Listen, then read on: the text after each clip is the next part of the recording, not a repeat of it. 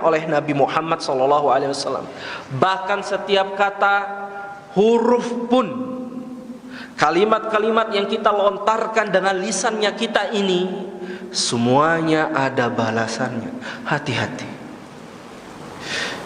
Nabi Muhammad SAW telah bersabda, wal kalimatu thayyibatu shadaqah.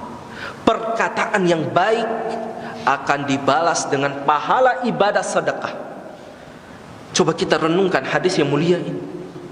Perkataan yang baik, dan ini bukan dikhususkan untuk zikir. Zikir jelas kita mengucapkan subhanallah, alhamdulillah, Allahu akbar, ada pahalanya. Jelas ini pahala. Tapi di sini Nabi menggunakan kalimat yang baik, apapun itu. Berarti sekedar kita jujur.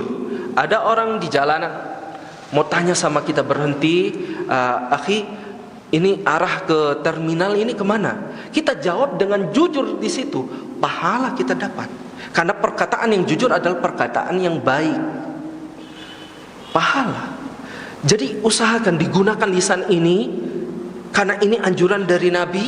Meskipun itu bukan zikir, bukan doa, mungkin bukan sholawat, yang memang ibadah-ibadah ini punya pahalanya, tapi usahakan setiap kalimat yang kita lontarkan, kita ucapkan, ini semuanya kalimat-kalimat yang benar, kalimat-kalimat yang jujur. Jadi perkataan biasa pun akan menjadi pahala kalau kalimat itu kalimat yang benar. Oleh karenanya Nabi Muhammad SAW mencela agama kita ini kurang senang dengan orang yang selalu berbicara tapi kosong maknanya. Dia selalu berbicara sekehendaknya dia, semaunya dia. Apa kata Nabi SAW? Idza lam tastahi fasna' ma syi'ta. Jikalau kalian tidak ada rasa malu, maka berbuatlah sesuka hati kalian. Seakan-akan Nabi SAW ingin menasihati kita untuk pikir dulu setiap apa kata yang ingin kita ucapkan. Balik lagi, kita pikir lagi, ini perkataan saya menyinggung orang lain atau tidak? Ini perkataan saya bohong atau benar? Ini perkataan saya ada manfaatnya atau tidak ada? Dipikirkan dulu baru ia berucap. Ini yang diinginkan oleh Nabi Muhammad SAW di hadis yang lain, dan ini semua ada di hadis Al-Arba'in An-Nawawiyah. Ya, Nabi Muhammad SAW bersabda, "Man kana yu'minu billahi wal yaumil akhir falyaqul khairan aw liyasmut." Lagi-lagi syariat kita ingin menjaga perkara lisan ini. Nabi Muhammad mengatakan, barang siapa yang mengaku beriman kepada Allah dan juga beriman kepada hari akhir, hari kiamat, maka hendaklah dia berkata dengan baik, jujur, benar, auliyasmut, atau ada pilihan kedua yaitu diam. Apalagi kita hidup di zaman fitnah ini, banyak kabar yang beredar, berita-berita yang kita tidak tahu ini benar atau tidak. Para ulama kita menganjurkan untuk tidak terjerumus kepada fitnah tersebut. Lebih baik diam. Lebih baik diam. Tapi ikhwan fillah a'azani Allah, karena diam ini merupakan sifat asli dari Nabi Muhammad SAW. Nabi Muhammad tidak pernah memulai perkataan yang tidak ada isinya kepada para sahabat lainnya. Jadi Nabi kita Muhammad itu lebih banyak diamnya. Kalau ia hendak mengucapkan sesuatu, maka perkataan itu pasti perkataan yang bermanfaat. Bermanfaat bagi dunia dan juga akhirat. Karena nanti kita akan membahas, Nabi kita Muhammad ini senang bergurau dengan para sahabatnya, senang senyum, tawa dengan para sahabatnya. Baik, ikhwani fillah, a'azani Allah wa iyyakum. Maka di bab ini kita akan mengetahui sedikit tentang bagaimana Nabi itu berbicara, tutur katanya Nabi itu seperti apa. Kita akan mempelajarinya insyaallah. Di hadis yang pertama datang dari Ibunda Aisyah radhiyallahu anha, makana Rasulullah sallallahu alaihi wasallam yasrudu sardakum hada. Kata Aisyah, menceritakan tentang bagaimana tutur katanya Nabi. Sesungguhnya Nabi Muhammad sallallahu alaihi wasallam dalam berucap tidaklah secepat ucapan kalian ini. Kata Aisyah radhiyallahu anha, Aisyah mengajarkan kepada kalangan tabi'in dan juga sebagian para sahabat tentang bagaimana cara berbicaranya Nabi. Tidak tergesa-gesa, tidak terlalu cepat. Lalu bagaimana? Walakinnahu kana yatakallamu bikalamin bayyin faslin. Akan tetapi Nabi Muhammad sallallahu alaihi wasallam berbicara dengan pembicaraan yang jelas dan tidak terlalu cepat. Jelas itu yang pertama, dan juga mempunyai jeda atau tidak terlalu cepat. Ya. Yahfazuhu man jalasa ilaih. Tujuannya untuk apa? Yahfazuhu man jalasa ilaih. Setiap apa yang diucapkan oleh Nabi dihafal oleh para sahabatnya. Inilah tujuannya. Karena Nabi tahu perkataannya ini akan menjadi syariat bagi kita semuanya. Bayangkan kalau Nabi Muhammad SAW berbicaranya sangat cepat. Lalu bagaimana kita bisa mengamalkan syariat ini? Lalu bagaimana? Contohnya Allah sebutkan hafizu ala salawat, jagalah salat. Di dalam Al-Quran gak ada tata cara salat. Lalu bagaimana kita menemukan salat kita ini? Kecuali dengan hadis Nabi SAW.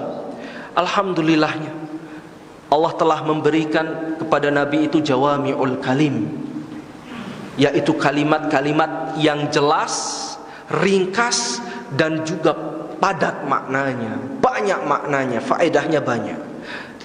Baik. Alhamdulillahnya demikian. Jadi tujuan Nabi itu yang bisa kita contohi ketika kita ingin memberikan pelajaran, memberikan nasihat kepada saudara kita. Hendaklah kita ini jangan tergesa-gesa. Saking semangatnya, oh anak harus semangat supaya hidayah ini masuk ke teman anak. Akhirnya dia berucap dengan ucapan yang sangat terburu-buru, cepat sekali, dalilnya ini semuanya diucapkan. Akhirnya apa? Bingung nantinya. Karena tujuan dari penyampaian dalil adalah bisa difahami oleh orang-orang yang mendengarkannya dan juga dihafal hukumnya. Jadi akan percuma kalau kita semangat kita, ya, kemudian cara kita berucap dengan sangat cepat, percuma jadinya nanti. Tidak ada faedahnya kecuali hanya membuang waktu saja. Jadi coba lihat, ini juga membuktikan bahwasanya sahabat itu kebanyakannya adalah orang-orang yang memiliki kecerdasan. Karena dengan usaha dari para sahabat inilah kita mengenal agama. Tersusun jadinya Islam. Kalau saja saat itu di antara para sahabat tidak ada yang memfokuskan dirinya untuk nutut ilmu seperti Abu Hurairah. Kalau saja sahabat pada saat itu disibuki dirinya untuk berniaga, berdagang, ya, jarang mendengarkan hadis dari Nabi Muhammad.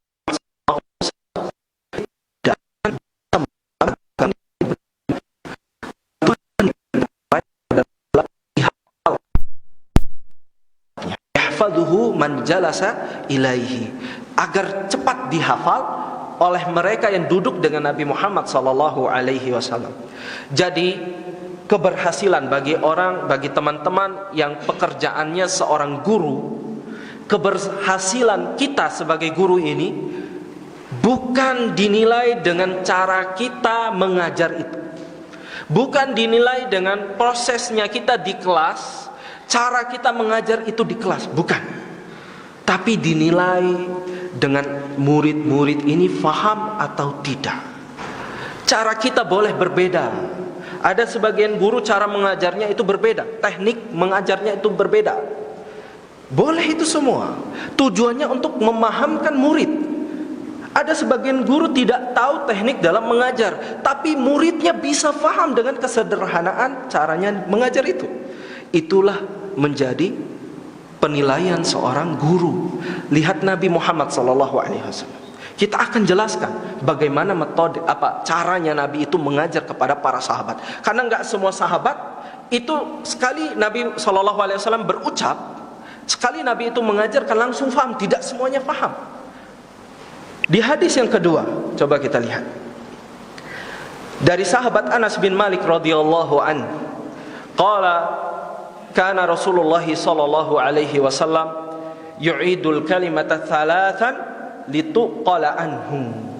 Lihat, sesungguhnya Nabi Muhammad sallallahu alaihi wasallam seringkali mengulangi 3 kalimat berturut-turut atau 3 kata berturut-turut, lituqala anhu, agar difahami. Jadi seringkali kita temukan di hadis Nabi Muhammad sallallahu alaihi wasallam itu beberapa kali Nabi sengaja mengulanginya sampai 3 kali. Kalau belum faham mungkin Nabi mengulanginya 4 kali, 5 kali sampai sahabat ini faham. Ada sahabat di antara para sahabat yang datangi Nabi sallallahu alaihi wasallam, "Ya Rasulullah, ausini." Wahai Rasulullah, sahabat ini sambil terburu-buru dan suaranya itu besar. "Wahai Rasulullah, nasihatilah aku." Kata Nabi Muhammad SAW dengan ringkasnya, "La taghdab." Jangan marah. Diulangi lagi, "Wahai Rasulullah, nasihatilah aku." Yang diinginkan oleh sahabat ini nasihat-nasihat tentang keagamaan, mungkin tata cara agama, atau nasihat tentang akidah, fikih dan lainnya. Tapi Rasulullah tetap menjawab, "La taghdab." Jangan marah. Diulangi sampai 3 kali, subhanallah. Jadi enggak semua di antara para sahabat itu langsung faham apa yang diinginkan oleh Nabi. Nabi ulangi sambil 3 kali dan sahabat ini tetap marah. La taghdab, jangan marah. Maksudnya ilmu itu, nasihat yang kita akan dengar itu tidak akan bermanfaat, tidak masuk di hati kalau hati kita ini belum siap.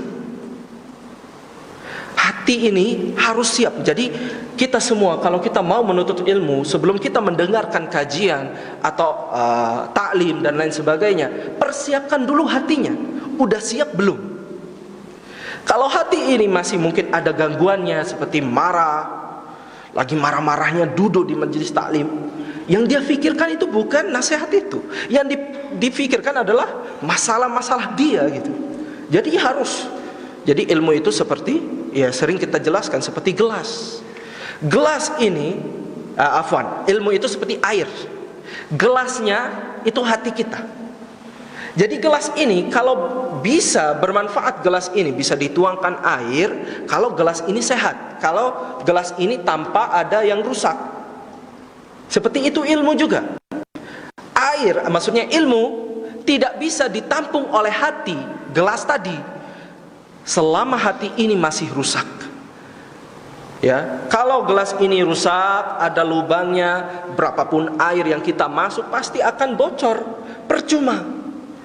Jadi hati kita, kalau hati kita belum siap menerima ilmu, ada gangguannya, masih ada penyakitnya, maka ilmu itu akan senantiasa akan rusak di dalam hati tersebut. Bahkan ilmu itu akan menjadi racun bagi dia. Karena apa? Gelas itu beracun. Jadi harus dibersihkan terus. Ketika kita datang di masjid, datang di kelas, belajar ilmu, lihat dulu hati saya udah siap atau belum. Hilangkan dulu masalah-masalah hati, kedengkian, mungkin ada hasad, ada marah, ya, masuk kemudian ilmu itu insya Allah menjadi berkah. Taib, ikhwani fillah, a'azani Allah wa iyyakum. Di sini kita diperlihatkan salah satu cara Nabi mengajarkan sahabatnya. Ya, ada di antara para sahabat yang belum faham apa yang diinginkan oleh Nabi, Nabi ulangi, tekankan lagi sampai 3 kali. Ya. Ada para sahabat datang kepada Nabi Muhammad SAW sembari mengatakan, ya Rasulullah, man ahaqqun nas bihusni sahabati. Wahai Rasulullah, siapa di antara manusia yang berhak mendapatkan baktiku, yang berhak mendapatkan perbuatan baik? Rasulullah mengatakan, ummuk. Rasulullah ulangi lagi, ummuka. Kemudian apa? Ummuka thumma abuk. 3 kali diulangi ibunya, agar dia faham kedudukan seorang ibu itu lebih dari kedudukan seorang ayah. Ini bukan berarti Rasulullah meremehkan kedudukan seorang ayah, seorang bapak, tidak. Karena yang ditanya oleh para sahabat, siapa di antara manusia yang paling berhak mendapatkan baktiku? Ya jelas ibu. Tapi banyak lagi di hadis-hadis yang lain Nabi tekankan 3 kali. Ya, makanya di antara para ulama, contohnya salah satu murid dari Imam Syafi'i, ya, yang memiliki mazhab Syafi'i, Imam Syafi'i Muhammad bin Idris rahimahullahu taala memiliki seorang murid yang bernama Rabi' bin Sulaiman. Ya, Rabi' bin Sulaiman di antara murid-muridnya Imam Syafi'i yang lain, beliau yang lebih lamban dalam kecerdasan. Seringkali belum kurang faham, lama. Ya. Imam Syafi'i kemudian bertanya kepada Rabi', "Rabi' sudah faham?" "Belum." Akhirnya diulangi lagi. Ya, teman-temannya sudah faham, dia belum faham. Diulangi sampai 39 kali. Pelajaran itu diulangi di satu kelas. Temannya itu dari pagi sampai mendekati zuhur, Rabi' bin Sulaiman belum faham. Diulangi, teman-temannya sudah faham. Sampai di mana teman-temannya Rabi' bin Sulaiman di antara murid-muridnya Imam Syafi'i yang lain itu bertanya kepada Imam Syafi'i, saking malunya mungkin Rabi' bin Sulaiman keluar diam-diam dari masjid. Oh, ini Imam Syafi'i lagi fokus ke yang lain. Akhirnya dia, karena dia sudah nyerah, ini saya nggak paham. Akhirnya dia pergi pelan-pelan keluar masjid. Lihat hebatnya Imam Syafi'i. Ya, dia tahu ada seorang muridnya itu yang berkurang, ditanya, "Mana Rabi'?" Keluar mungkin. Dikejar sama Imam Syafi'i, subhanallah. Rabi' yang sudah jauh dipanggil sama Imam Syafi'i. "Wahai Rabi', sini." Ya, ini juga diantara adab seorang murid. Apapun yang diperintahkan guru itu langsung dituruti, karena di situ letak keberkahannya. Keberkahan dalam menuntut ilmu itu akan hilang seketika tatkala muncul rasa sedikit kebencian untuk seorang guru. Kalau kita sudah tumbuh, ada salah satu guru yang mungkin kita benci, ini tanda-tanda ilmu itu sudah habis berkahnya. Rabi' bin Sulaiman datangi Imam Syafi'i. Ya, datangi Imam Syafi'i, kemudian salat zuhur, diajak ke rumahnya. Diberikan les privat oleh Imam Syafi'i. Saking semangatnya Imam Syafi'i. Diulangi pelajaran yang tadi dari pagi sampai zuhur, diulangi lagi di waktu siangnya. Itu terus sampai azan asar nggak paham belas. Diulangi terus ini. Semangatnya Imam Syafi'i. Ini imam besar. Muridnya mungkin saat itu belum terkenal.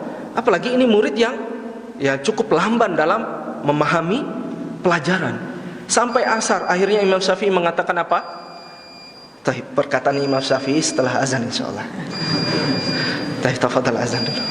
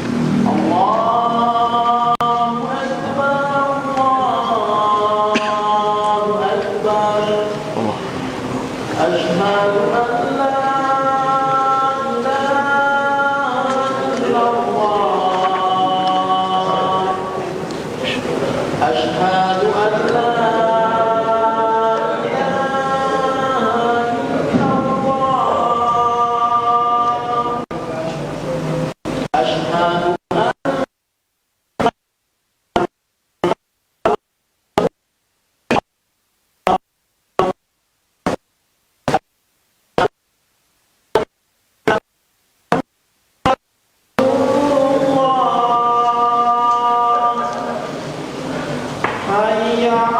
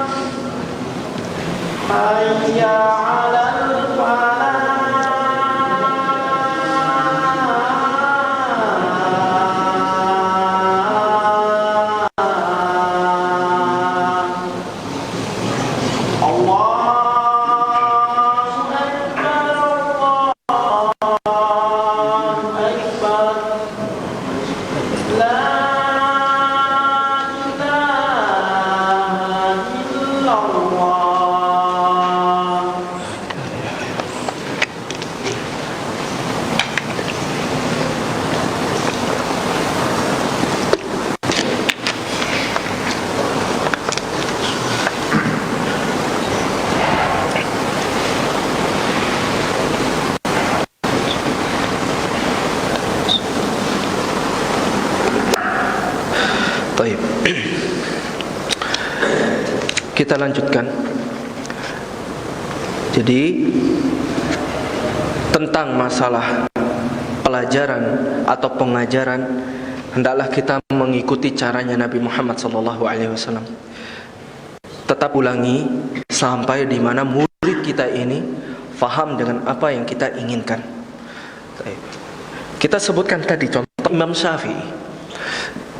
Jadi kita tahu ternyata di antara muridnya Imam Syafi'i awalnya itu tidak langsung faham dengan pelajarannya Imam Syafi'i rahimahullah. Ada tadi ulama yang kita sebutkan namanya Rabi' bin Sulaiman, sampai diajarkan diulangi sampai 39 kali. Sampai dia itu nyerah. Memang sudah nyerah, mau balik lagi di kampungnya. Karena mungkin dia merasa ini mungkin tidak sesuai dengan otaknya saya, kecerdasan saya tidak mampu. Ketika dipanggil lagi, diberikan les privat lagi oleh Imam Syafi'i, sampai dikatakan para ulama itu diulanginya itu sampai 70 kali. Dan pelajarannya itu saja. Kalau kita guru biasa itu, kita temukan di murid, oh banyak yang paham, yang tidak paham mungkin sedikit, kita tinggalkan kelas itu sebagian. Tapi lihat, Imam Syafi'i saking ikhlasnya dalam mengajar, itu inginnya itu semuanya faham dengan apa yang beliau inginkan. Akhirnya setelah diulangi terus sampai 70 kali lebih, muridnya ini sudah nyerah dan juga sudah azan asar. Ya, Imam Syafi'i mengatakan, usaha saya untuk mengulangi pelajaran ini mungkin sampai sini. Mulai sekarang berdoalah kepada Allah Subhanahu wa taala. Dan antum tahu organ tubuh mana yang digunakan untuk berpikir atau menghafal? Bagian tubuh mana? Ada yang tahu? Kepala atau hati? Otak atau hati? Hati. Ya kita tahunya sebelumnya, otak sebenarnya berpikir itu otak. Padahal yang berpikir itu hati. Ada dalilnya. Ya, Allah Subhanahu wa taala berfirman, lahum qulubun la yaqiluna biha. Orang-orang musyrik, orang-orang yang mempersekutukan Allah, mereka itu punya hati, tapi hatinya itu tidak digunakan untuk berpikir. Jadi dalam bahasa Arab, yaqil itu adalah berpikir. Nah, kalau kita inginkan sarana tempat untuk berpikir ini bisa lebih memuaskan, bisa bekerja dengan baik, maka mintalah kepada zat yang memiliki hati kita. Kita ulangi, mintalah kepada zat yang memiliki hati kita. Ya, jadi kata Imam Syafi'i, mintalah, berdoalah kepada Allah. Semenjak dia mendengarkan nasihat ini, dan ini tanda ilmu yang berkah itu seperti apa tandanya? Ilmu yang berkah itu adalah ilmu yang selalu kita ingat, yang selalu kita abadikan dalam hati kita. Itu tanda ilmu itu berkah.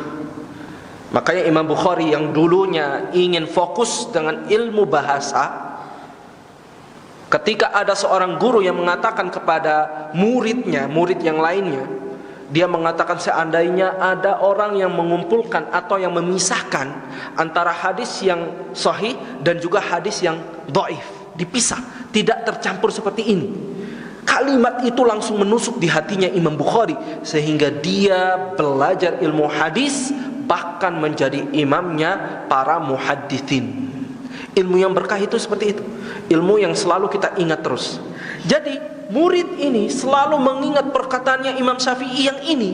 Pelajaran yang tadi nggak diingat, nasihat ini diingat oleh muridnya. Sehingga apa? Setiap dia sholat doa terus, ya Allah yang maha membolak-balikan hati, lancarkanlah, maksimalkanlah kegunaan hati ini.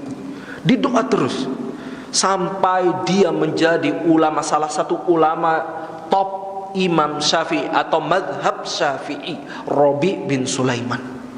Dan dia menjadi salah seorang muridnya yang tercerdas di antara murid-murid yang lainnya. Subhanallah. Jadi ikhwani fillah, yang ingin kita sampaikan di sini, jangan menyerah. Oh ini Misalkan ada satu kajian yang berat, misalkan isinya berat, anak nggak paham di sini, akhirnya nggak ikut lagi kajian. Dilihat mungkin di suatu video, oh ini pembahasannya terlalu atas, anak mungkin sudah lewat umurnya, anak sudah nyerah aja. Enggak, tidak seperti itu orang yang mengaku dirinya beriman. Orang yang mengaku dirinya beriman, orang yang terus berusaha mencari ilmu Allah Subhanahu wa taala. Kita sering dengar ayatnya tentang kaitan antara iman dan juga menuntut ilmu. Yarfa'illahu alladhina amanu minkum walladhina utul ilma darajat. Allah meninggikan derajat orang yang beriman di antara kalian dan lebih meninggikan orang yang menuntut ilmu syar'i. Karena apa? Karena iman yang benar tidak bisa diambil kecuali dengan menuntut ilmu syar'i. Jadi kalau kita mengaku orang yang beriman, terus kita berupaya, terus kita berusaha dengan kemampuan kita masing-masing agar terus menuntut ilmu syar'i. Umur itu bukan sebagai halangan. Umur bukan sebagai halangan, ya. Yang menjadi halangan adalah kematian. Makanya Imam Ahmad mengatakan apa? Sampai kapan kita ini menuntut ilmu dengan ujian di dalamnya, derita di dalamnya? Imam Ahmad mengatakan apa? Dari engkau mengetahui adanya ballpoint, pena, alat tulis, sampai engkau dimasukkan ke dalam liang lahat. Artinya sampai kita tahu kajian ilmu, menuntut ilmu, dari kita mengetahui menuntut ilmu sampai kita diwafatkan oleh Allah Subhanahu wa taala. Taib, ikhwani fillah, a'azzani Allah wa iyyakum. Ini hadis yang terakhir tentang bagaimana cara Nabi SAW itu berbicara. Kita ringkaskan, ya. Adapun cara berbicaranya Nabi, yang pertama tidak terlalu terburu-buru. Mungkin dilihat ringkas waktunya, oh tinggal dikit waktunya, akhirnya dia terburu-buru sehingga ilmu itu tidak sampai. Antum sudah menyelesaikan mungkin standar kurikulum atau standar pengajarannya antum, tapi yang jadi tujuan adalah murid itu faham atau tidak. Taib. Dan yang kedua, cara berbicaranya Nabi itu ada jeda-jedanya, tidak langsung kayak orang yang lari, kayak orang yang terburu-buru, ada jeda-jedanya. Baik. Yang ketiga, perkataannya Nabi hendaklah kita menjadikan perkataan kita ini mudah difahami, mudah diingat. Itu yang ketiga. Jadi mudah difahami, mudah diingat. Baik. Yang terakhir, perkataannya Nabi sallallahu alaihi wasallam itu diulangi sampai 3 kali. Tapi ini bukan semua perkataan kita ulangi 3 kali. Kalau kita lihat di saudara kita, teman kita nggak paham dengan apa yang kita ucapkan, maka disitulah kita mengulanginya.